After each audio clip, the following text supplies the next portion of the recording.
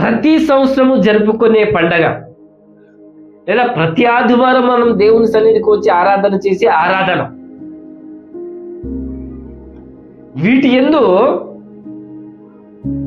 ఆధ్యాత్మిక ఎదుగుదల ఉండాలి. ఏముండాలి చెప్పండి? ఆత్మీయమైన పరిపక్వతలోనికి మనము రావాలి. లోకంలో ఉన్న అనేకమైన విషయాలలో నుంచి, లోకంలో ఉన్న అనేకమైన పద్ధతుల్లో నుంచి, విధి విధానాల్లో నుంచి మనం ఏమవుతూ ఉండాలి? వాక్యము చెప్పే, వాక్యము చూపించే, వాక్యము బోధించే పద్ధతుల్లోనికి మనం రావాలి. అదే మనకు మేలుకరమైన ఒక ఆధ్యాత్మిక చింతన లేదా ఒక జీవితం. మనం పండుగ చేసుకుంటున్నాము అని అంటే వాక్యానుసారంగా పోయిన సంవత్సరం కంటే, పోయిన పండగ కంటే ఈ పండగ కొంత నియమాలు మనం గుర్తెరగాలి. వాక్యాన్ని మనం ఏం చేయాలా? కొంచెం తెలుసుకోవాలి. వాక్యము ఎరిగిన వారంగా మారాల. వాక్యాన్ని వినిన వారముగా, ధ్యానించిన వారముగా, వాక్యాన్ని చేసిన వారముగా ఉండాలి. తప్పకుండా మార్పు అనేది కనబడాలి. తప్పకుండా ఒక వ్యత్యాసం అనేది మనలో కనబడాలి. వ్యక్తిగతంగా మనలో మనం పుట్టినప్పటి నుంచి క్రిస్మస్ పండుగలు చేసి ఉండవచ్చు, లేదా ఒక పుణ్యక్షేత్రాలకు వెళ్ళి ఉండవచ్చు, లేదా సెమీ క్రిస్మస్లు కూడా మనం ప్రారంభించుకుని ఉండవచ్చు, లేదా ప్రతి ఆదివారం కూడా మందిరానికి వెళ్తూ ఉండవచ్చు. అయితే ఈరోజు దేవుడు మనకిస్తున్న సందేశం, భౌతికానుసారంగా చాలా విషయాలు మారుతున్నాయి, లోకానుసారంగా చాలా విషయాలు మారుతున్నాయి, కుటుంబంలో చాలా విషయాలు మారుతున్నాయి, వివాహాలు అవుతున్నాయి, ప్రోగ్రాంలు అవుతున్నాయి, ఇండ్లు కట్టడం అవుతున్నది, రంగులు వేయడము అవుతున్నాయి. కానీ నీలో అంతరంగంగా ఏ మార్పులు జరగట్లే. జరుగుతున్నాయా? ఆ ప్రశ్న మనందరిలో రావాలా. ఏం చేయాలి చెప్పండి? మనందరిలో రావాలా. జనాలకు అసలు ఏమీ అర్థం కావట్లే. సోషల్ మీడియా జనరేషన్లో మనం ఉన్నాం. ఈ మధ్యలో నేను కూడా చూశాను, ఒక్కొక్కరి అభిప్రాయము, కొంతమంది వ్యతిరేకంగా క్రీస్తుకి, కొంతమంది వ్యంగ్యంగా, కొంతమంది అపహాస్యంగా అనేకమైన పోస్టులు వారు పోస్ట్ చేస్తూ ఉంటారు. మరి వాళ్ళు గొప్పవారు అనుకుంటారో, వారికి జ్ఞానం ఎక్కువ ఉన్నది అనుకుంటారో మనకు తెలియదు. వయసు మళ్ళినా కూడా వారికి మానవత విలువలు, ఇంకింత జ్ఞానము లేకుండానే వారు మాట్లాడుతూ ఉంటారు. వారు పూర్తిగా చెడిపోయిన వారు, అంధకారములో ఉన్నవారు. ఎక్కడున్నవారు? అంధకారం. వారి కళ్ళకు ఈ యుగ దేవత అంటే ఈ లోక సంబంధమైన అపవాది వారి కళ్ళకి ఏం చేసింది? గుడ్డితనం కలగజేసింది. చరిత్రను మనము చూడాలి కదా. ఇది కల్పనా కథను ఊరికి చెప్పబడిందో కాదు కదా. యేసు ప్రభు పుట్టే దినాల్లో కూడా 2025 సంవత్సరాల క్రితము కూడా ఈ చరిత్ర ఓన్లీ బైబుల్ మాత్రమే కాదు, ప్రపంచములో ఉన్న చరిత్రలు ఏంటి చెప్పండి, హిస్టరీలు కూడా మనకు యేసు ప్రభు యొక్క పుట్టుకను బయలుపరిచేవిగా ఉన్నాయి. ఏం చేసేటివి ఉన్నాయి? బయలుపరిచేవిగా ఉన్నాయి. ఏ దేశాన్ని, ఏ ప్రాంతాన్ని, ఏ కాన్స్టెంట్ ని, ఎంత ప్రాంతాన్ని, భూభాగాన్ని, ఎక్కడెక్కడ ప్రజలు ఉన్నారు, ఎవరు పరిపాలిస్తున్నారు, ఎవరు ఆధీనములో ఉన్నారు అనే సంగతులు కూడా చరిత్రలో రాయబడి ఉన్నాయి. హల్లెలూయా. అందుకే ఎంత క్లియర్గా ఆ దినములలో సర్వలోకమునకు ప్రజాసంఖ్య వ్రాయవలెనని కైసర్ ఔగుస్తు వలన, అంటే ఏ రాజు ఉండే, ఏ ప్రాంతాన్ని పరిపాలిస్తున్నాడు, ఎలా యేసు ప్రభు దినాల్లో ఎలా ప్రారంభమైంది కూడా బైబిల్ గ్రంథంలో ఎంత చక్కగా ఉంది కదా. ఇక వాక్యములో కూడా మనము వారికని, వారు మనకని అది చెయ్యకుండా, నేనంటాను సోషల్ మీడియాలో పెడుతున్న పోస్ట్ లేదా వింటున్న మీరు చాలా జాగ్రత్తగా, వారు పెట్టేవన్నీ నిజాలు కావు. అసలు యేసు ప్రభు పుట్టిన తర్వాతనే కదా మనం ఇప్పుడు వాడుతున్న క్యాలెండర్ ఉన్నది. Jesus Born in 0 years. యేసు ప్రభు పుట్టినప్పుడు అసలు క్యాలెండర్లు ఎన్ని ఉన్నాయి, ఎవరి క్యాలెండర్లు ఎక్కువగా ఎక్కడ? తెలుగు క్యాలెండర్ ఏది, ఇంగ్లీష్ క్యాలెండర్ ఏది, యూద క్యాలెండర్ ఏది, రోమన్ క్యాలెండర్ ఏది? ఆ క్యాలెండర్ల గురించి కూడా తెలియని వారు ఇష్టం వచ్చినట్ల పోస్ట్ యూట్యూబ్లో పెడతా ఉంటారు. వాటి గురించి మీరు పెద్ద పరిశీలన అవ్వాల్సిన అవసరం లేదు. ఎందుకంటే ఎవిడెన్స్ యేసు ప్రభు పుట్టుక 20 తారీఖు 22వ తారీఖు కాదు. ఆయన పుట్టినది నిజం. ఏంటి చెప్పండి? ఈ లోకానికి వచ్చినది సత్యము. దానికి రుజువులు ఉన్నాయి, ప్రాంతాలు ఉన్నాయి, రాయబడిన గ్రంథాలు ఉన్నాయి. ప్రజలందరికీ, క్రైస్తవులకు మాత్రమే కాదు, యూదులకు మాత్రమే కాదు, ఇశ్రాయేలు ప్రజలకు మాత్రమే కాదు, లేదా తన వంశస్థులకు మాత్రమే కాదు. యేసు ప్రభు మన దేశపు వాడు కాదు కదా, యేసు ప్రభు క్రైస్తవులకు దేవుడు కదా అని పలుకుతున్న వారికి సమాధానమే. బైబిల్ గ్రంథంలో ఉన్న ఈ వచనాలను మనం ధ్యానం చేసినట్లయితే దేవదూత వచ్చి చెప్తున్నది గొర్రెల కాపర్లకే చెప్తున్నది. కానీ ఓన్లీ గొర్రెల కాపర్లకు చెప్పిందా? మీకు మాత్రమే ఈ వార్త అని చెప్పిందా? అక్కడ చెప్పిందా అలాగా? యూదా ప్రజలారా, యూదుల ప్రజలకు మాత్రమే అని చెప్పిందా ఇక్కడ బైబిల్లో? క్రైస్తవులారా మీకు మాత్రమే అని చెప్పిందా? లేదే. ఎంత చక్కగా రాయబడ్డది చూడండి. ప్రజలందరికీ చెప్పండి, అందరు. కానీ ఒక్కసారి యేసు ప్రభు ఈ లోకానికి వచ్చినప్పుడు దేవదూత ఏ మాట పలికాడు? ఇదిగో ప్రజలందరికీ కలగబోవు మహా సంతోషకరమైన సువర్తమానం. ఆయన పుట్టే సంతోషం. ఏం చేస్తే? హల్లెలూయా. ఆయన పరలోకమును వదిలి, మహిమను వదిలి, ప్రజలను ప్రేమించి ఈ భూమి మీద ఉన్న ప్రజలందరి కొరకు వారిని రక్షించడానికి, లేదా వారిని విడిపించడానికి, వారిని తప్పించడానికి, నరకము నుండి, ఉగ్రత నుండి, దేవుని యొక్క శాపము నుండి, లేదా వారుంటున్న దరిద్రతలతో నుంచి వారిని విడిపించడానికి, వెలుగును కోల్పోయి అంధకారములో, చీకటిలో, పాపము ఊబిలో కుడి ఎడమని ఎలగకుండా, వాయు వరుసలు లేకుండా ఇప్పటికీ అలాగే జీవిస్తున్నారు అనుకోండి. క్రీస్తు ఎరగని వారు, మానవత విలువలు లేకుండా ఏమాత్రం సంతోషం అనేది లేదు. అలా జీవిస్తున్న ప్రజల కొరకి, ఈ భూమిలో ఉన్న మనుషులందరి కొరకు, అందుకే దేవదూత అంటాడు, ఇదిగో ప్రజలందరికీ కలగబోవు మహా సంతోషకరమైన సువర్తమానము. ఈరోజు నేను మీకు తెలుపుతున్నాను. మీకు ఒక గుర్తు ఏంటో తెలుసా? ఆయన పొత్తి గుంటలతో చుట్టబడి పశువుల తొట్టిలో పండుకొని ఉన్నాడు. మీరు వెళ్ళి చూడండి. ఇంకా నీ లైఫ్ నువ్వు ఇవ్వలేదు. రిలీజియస్ రిచువల్ థింగ్స్ ని నువ్వు చేస్తున్నావు. అంటే ఒక మతపరమైన, భూలోకంలో అందరూ చేసినట్లుగా ఒక క్రిస్టియానిటీ అనే మతాన్ని తగిలించుకొని దాంట్లో ఉన్న ఆచారాలు, పద్ధతులు చేస్తున్నావు. దాని వాక్యాన్ని నువ్వు చేయట్లే. ఏం చేయట్లేదు? అందుకే నువ్వు పండగప్పుడు ఆరాట పడుతున్నావు. డెకరేషన్ల కొరకి, రంగుల కొరకి, ఏమంటారు,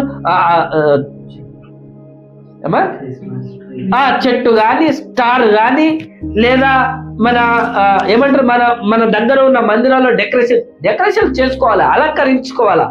కానీ ఆ అలంకరణలో కూడా నువ్వు యేసు ప్రభువును పక్కన పెట్టేస్తున్నావు. ఏం చేస్తున్నావు? పక్కన పెట్టేస్తున్నావు. నీ మాట తీరు, నీ బిహేవియర్, నీ ఆలోచన వాక్యానుసారంగా ఉంటుందా? ఎప్పుడైనా గ్రహించావా నువ్వు? నీవు ఆ మందిరాన్ని అలంకరించకపోతే దేవుడు నిన్ను ఏమనడు. కానీ నీ మందిరము లేదా నీ లైఫ్ని నువ్వు యేసయ్యకి ఇవ్వకపోతే నీకేం సంతోషం అనేది పుట్టది. అది మంచి వార్త కాదు కూడా నీకు. అయిపోయారు యవ్వన బిడ్డలు త్రాగుతూ క్రిస్మస్ పేరు చెప్పి మందిరాల దగ్గర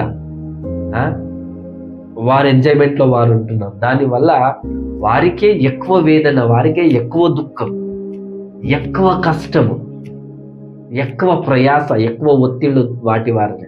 మనం ఎలా సంతోషపడుతున్నామంటే యేసు ప్రభును పక్కన పెట్టి సంతోషపడుతున్నాం. ఎలా సంతోషపడుతున్నాము? యేసు ప్రభు వద్దు, వాక్యం వద్దు మనకు. లోకానుసారంగా అందరూ చేసినట్లుగా మనం సంతోషపడితే చాలు. ఆ తర్వాత మళ్ళీ బేచన్, ఆ తర్వాత టెన్షన్, ఆ తర్వాత మళ్ళీ రోగాలు, బాధలు, చింతలు. ఇక సమాధానం ఆడికెళ్ళి ఉంటుంది, ప్రశాంతత ఆడికెళ్ళి ఉంటుంది, నెమ్మది ఆడికెళ్ళి ఉంటుంది. ఇంట్లో మనసులో నెమ్మది ఉంటుందా? ఉండదు. అప్పు చేస్తావు, పండుగ చేస్తావు, మళ్ళీ రేపటి నుంచి అదే చింత, అదే కష్టం. హల్లెలూయా. యేసు ప్రభు సంతోషాన్ని తీసుకొని వచ్చాడు. సంతోషం నీకు ఇవ్వాలని వచ్చాడు ఆయన. సంతోషం ఎలా? నీకు సమాధానంగా ఉంటేనే నీకు సంతోషం. హల్లెలూయా. అంత మాత్రమే కాదు, ఒక్క 3 విషయాలు ఈరోజు. సంతోషం ఇవ్వడానికి యేసయ్య వచ్చాడు. సంతోషం మాత్రమే కాదు, అది ఎప్పుడు ఉండేటట్లుగా నీకు సమాధానం దయచేస్తాడు. ఏం దయచేస్తాడు? సమాధానం దయచేస్తాడు. యేసు ప్రభుని చేర్చుకోకుండా నీవు ఎన్ని పద్ధతులు, ఎన్ని ఆచారాలు, ఎన్ని విధి విధానాలు, ఎన్ని గొప్పలు, ఎన్ని మాటలు, ఎంత జీవితము జీవించినా నీవు సమాధానం లేని వ్యక్తిగానే ఈ లోకాన్ని విడుస్తావు. ఆ తర్వాత కూడా సమాధానం లేని ప్రాంతానికే నువ్వు వెళ్తావు, వేదనకరమైన ప్రాంతానికే నీవు వెళ్తావు. ఆ తర్వాత అన్య జనులకు ఎట్లా వచ్చాడు యేసు ప్రభు? వెలుగుగా. ఎలా వచ్చాడు? చీకటిలో ఉన్న ఈ భూలోకంలో ఉన్న జనాలకి యేసు ప్రభు ఒక వెలుగుగా వచ్చాడు. ఒక మతాన్ని తయారు చేసి ఆ మతంలో పద్ధతులు పెట్టి వారివి ఫాలో కావాలి, ఇది మన సపరేట్ మతము, ఇతరుల మతాలు వేరని చెప్పడానికి యేసు ప్రభు రాలా. ప్రజలందరికీ వెలుగుగా వచ్చాడు ఆయన. ఎవరికి వచ్చాడు? మళ్ళీ కింద ఏం రాశాడు? నీవు సకల ప్రజల ఎదుట సిద్ధపరిచిన. హల్లెలూయా. అంటే ప్రతి మనుష్యుడికి యేసు ప్రభే రక్షణ. ఏమో చెప్పండి? రక్షణ. నేను రక్షణ పొందాను అంటే దాని అర్థం ఏంటో తెలుసా? నువ్వు యేసు ప్రభుని పొందుకున్నావు. నేను రక్షణ తీసుకుంటాను అంటే దాని అర్థం ఏంటో తెలుసా? యేసు ప్రభుని నువ్వు చేర్చుకున్నావు. నేను కూడా రక్షణ పొందాను అని నువ్వు బూతులాడడం కాదు. నేను కూడా రక్షణ పొందాను కదా, నేను కూడా రక్షించబడ్డాను. అలా చెప్పండి. యేసు ప్రభు నీకెందుకు సంతోషము, ఎందుకు సమాధానం అంటే ఆయన నిన్ను రక్షించడానికి వచ్చాడు కాబట్టి. ఎందుకు వచ్చాడు? అదే ఈ రోజు లేదా ఈ సంవత్సరం యొక్క ఈ క్రిస్మస్ టైంలో దేవుడు మనకిస్తున్న ఒక వరం, ఒక ఈవి, ఒక వాగ్దానం, ఒక ప్రవచనం, ఒక బంగారము, ఇల్లు, బండ్లు, జాగలు, భూములు. వీటిని బట్టి నీకు సంతోషం కలుగుతుందేమో, కానీ అవి అశాశ్వతమైనవి, అవి నిత్యము నిలిచేవి కాదు. అవి ఈరోజు ఉంటాయి, రేపు వెళ్ళిపోతాయి. అవి నీకు శాశ్వతమైన నిత్య జీవాన్ని ఇవ్వలేవు. నీ అవసరతలు తీర్చగలవేమో. యేసయ్యను పొందుకోవడమే రక్షణే నాకు గొప్ప సంతోషం. నా జీవితంలో ఫలాలు లేకుండే, సంతానం లేకుండే, ఒక అద్భుత కార్యం నా జీవితంలో జరగలేదు. అయితే అనేక సంవత్సరాలుగా వివాహమై అనేక సంవత్సరాలుగా ప్రార్థన చేస్తూ వస్తున్నాం, ప్రభు సేవ చేస్తూ వస్తున్నాం. ప్రభు సేవకునిగా, ఒక పాస్టర్గా ఈ భూలోకంలో అనేక ప్రాంతాలకు వెళ్ళి వాక్యము చెప్తూ, అనేక మంది చిన్నపిల్లలు ఎత్తుకొని వారికి ప్రార్థన చేస్తూ, అనేక మంది బిడ్డల యొక్క బర్త్డేలు చేస్తూ వస్తున్నాను. హల్లెలూయా. అయితే దేవుడు బైబిల్ గ్రంథంలో మాత్రమే కాదు, ఏదో అబ్రాహాముకు చేశాడంట, యాకోబు చేశాడంట, ఇస్సాకుకు చేశాడంట, లేదా జకరియా, ఎలిజబెత్ వృద్ధాప్యంలో వారికి సంతానం ఇచ్చాడంట. హల్లెలూయా. ఈరోజు సజీవ సాక్షిగా మీ ఎదుట నేను ఒక సజీవ సాక్షిని. సంతోషంగా నేను చెప్పగలమా? దేవుడు ఎప్పుడైనా అద్భుతము చేయగలడు, ఎలాగైనా అద్భుతము, ఎవరిలోనైనా అద్భుతము చేయగలడు. నిరీక్షణ, నమ్మకము, విశ్వాసము. ఆయన అద్భుతము చేయువాడు, ఆశ్చర్య కార్యాలు చేయువాడు. ఆయన నిజమైన దేవుడు. ఈ క్రిస్మస్ పండుగ నీకు ఇస్తున్న ఒక వాగ్దానం ఇది. ఆయన నిజమైన అద్భుతకరుడు, ఆలోచనకర్త. నువ్వు ఆలోచిస్తున్నావేమో, అరే దైవ సేవకులు ఇలాగే చెప్తారు, దైవ సేవకులు అలాగే చెప్తారు. బైబిల్ గ్రంథంలో చాలా రాయబడి ఉన్నాయి అద్భుత కార్యాలు, ఆశ్చర్య కార్యాలు, సూచక్రియలు, మహత్ కార్యాలు. ఎవరికి జరుగుతాయో ఏమో, మనకైతే ఇప్పటి వరకు జరగలేదు. హల్లెలూయా. నువ్వు ఏ అద్భుతం కొరకు ఎదురు చూస్తున్నావో, ఇక్కడున్న బలమైనా కానీ, లేదా యూట్యూబ్లో తిలకిస్తున్న వారైనా కానీ, ఇక జరగదు అని ఎవరు చెప్పినా, డాక్టర్స్ చెప్పినా, నీకు ఆరోగ్యము రాదు అని చెప్పినా, నీకు సంతానం కలగదని చెప్పినా, నీకు వివాహం కాదని చెప్పినా, చెయ్యడానికి సమర్థుడు, శక్తి కలిగిన వాడు, ఈ సృష్టిని శాసించేవాడు, సృష్టిని కలగజేసిన వాడు ఆ సంతోషం దయచేశాడు. ఒక చక్కటి కుమారుని దయచేశాడు. వివాహమై సుమారు 15 సంవత్సరాలు దాటిన తర్వాత, ఎన్ని సంవత్సరాలు? 15 సంవత్సరాలు దాటిన తర్వాత డాక్టర్స్ కూడా కాదని చెప్పారు. అయినా చెప్తారు, వారు చదువుకున్న, వారికి ఉన్న జ్ఞానం బట్టి, వారికి ఉన్న ఆ మెడికేషన్, ఆ పరిజ్ఞానమును బట్టి అంతే. కానీ సృష్టికర్తకు మించినది ఏది లేదు. ఆయన ఏదైనా చేయగలరు. ఈరోజు మీ ముందు నేను సజీవ సాక్షి.